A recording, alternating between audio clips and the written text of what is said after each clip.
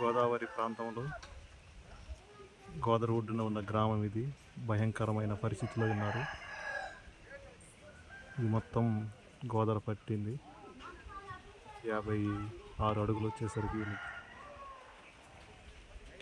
గుడిసెలన్నీ కూడా మునిగిపోయాయి. అవి గుట్ట మీద వాళ్ళు కట్టుకున్నారు, మనం చూస్తున్నాం.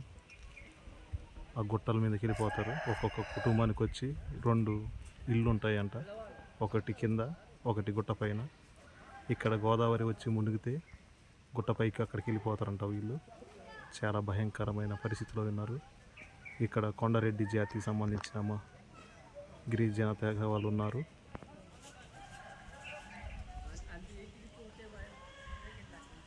మొత్తం 102 కుటుంబాలు ఇక్కడ ఉంటున్నారు, నివాసం చేస్తున్నారు.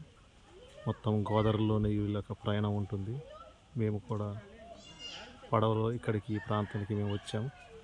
దేవుడు సురక్షితంగా మమ్మల్ని ఈ ప్రాంతానికి నడిపించాడు. పాల్ విశ్వనాథం సార్ ద్వారా ఈ ప్రాంతంలో కొంతమందికి నిత్యావసర సరుకులు పంపిణీ చేస్తున్నాం.